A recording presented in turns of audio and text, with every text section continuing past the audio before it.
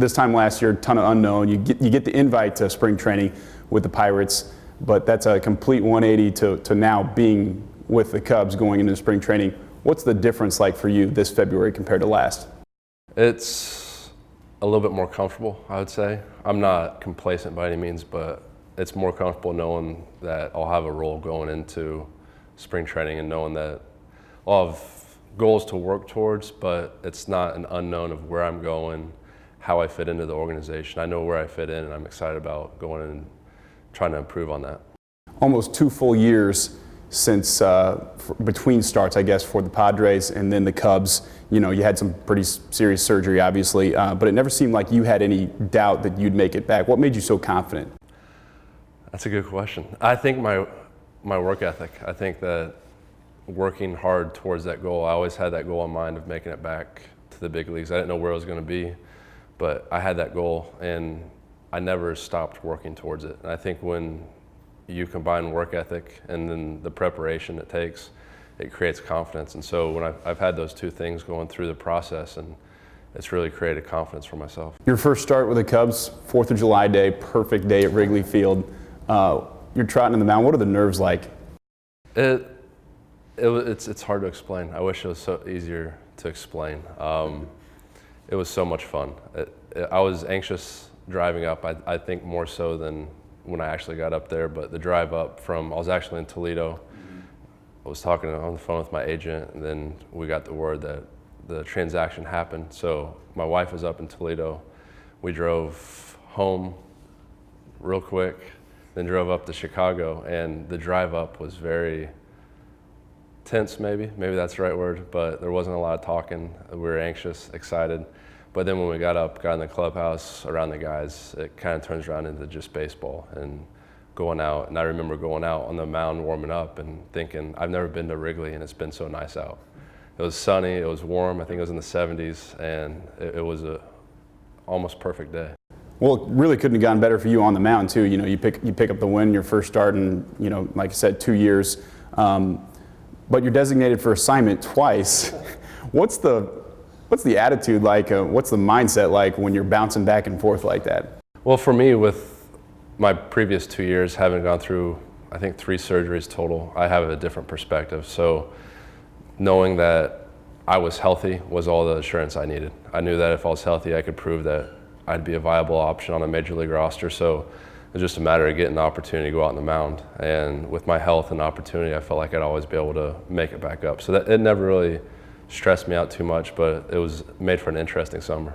Well, you made it back, and then you stay there. That, you know, the final 2 months on the roster, you're on the playoff roster. How fun was it to be a part of a team like the Cubs on the run that they were at the end of the year? It was the most fun I've had in professional baseball, I think. Usually in the lower minor leagues, you get with a group of guys and you come up through the minor leagues and you have a lot of fun. And it's that type of atmosphere where it's somewhat high school, some part college and some part pro. But when you get to the big leagues, there's different attitudes, different egos. But with this Cubs team, it was special.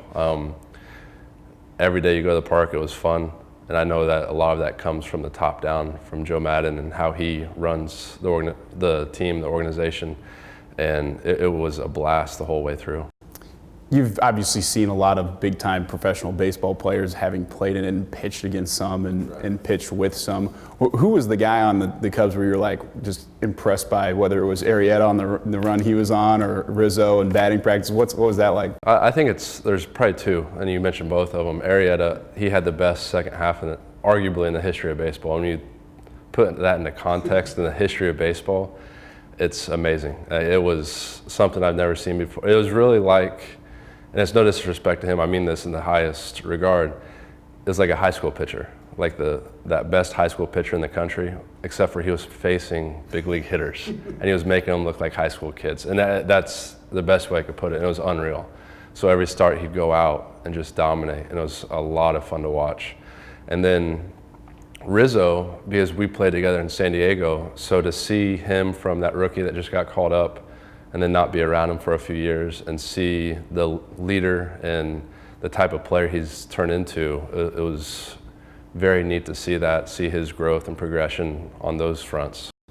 Well, the season's over. At the end of the season, I should say, you know, you and the Cubs come all the way down to arbitration. What's that process like, and is it a relief when you come to an agreement on a deal, that close to when the deadline for that is? Yeah, it's always a big relief when you iron things out before you have anything has to go further. I was in a unique situation where after the season I didn't really know where I stood because I'd been out of the process so long. Where arbitration's usually first year arbitration, second and third year. I had my first 2 years, but then I was out of the game for a couple years, so it was a different situation in that regard. But to get it out of the way early in the off season is nice to be able to focus on just the baseball aspect instead of worrying about how that's going to play out. Obviously, they saw you fitting into what they were doing, or else they wouldn't have agreed to terms with you on a deal for this next year. You spent the majority of your time with the Cubs last summer coming out of the pen, but obviously you have plenty of starting experience as well. What's your role with the Cubs moving forward? Kind of that swing role, and hopefully I can impress enough people to make them realize I can be a viable option starting. That's always what I've worked to do, and what I want to do is take the ball to start the game and set the tone. So we have a lot of guys though, and we have a deep staff, so wherever they slot me in, I'll be ready to go. But I think for myself, going into the spring, just prepare as a starter, because if you prepare as a starter, you're going to be able to fall back into a relief role a lot easier than if you're the other way around. So Theo and company not holding back in free agency, obviously. What's it like to be, I'm assuming you've never been a part of a team with so much promise heading into a season. How do you guys in the clubhouse balance that with the expectations you have for yourself? You don't worry about that too much, and then everyone gets caught up because everyone else is watching TV and they're saying the Cubs are going to finish first, they're going to be so good, this pressure's on them. But really, once you're in the clubhouse, it's working towards getting a little bit better every day. I know for myself, what everyone else's expectations aren't going to change the way I prepare for that day and that next start or that next outing. So being able to stay focused in on what helps you as a player and what helps you and your teammates, it's not really that hard when we get into it. Do you even allow yourself as players to imagine what it would be like to bring a World Series to Chicago, of all places, especially the Cubs? I think it's only healthy. I think that's the way to do it, is to have that visualization kind of through the off season. Once you get into the off season, it's very regimented. You have things you have to do to get better that day and help the team out that day.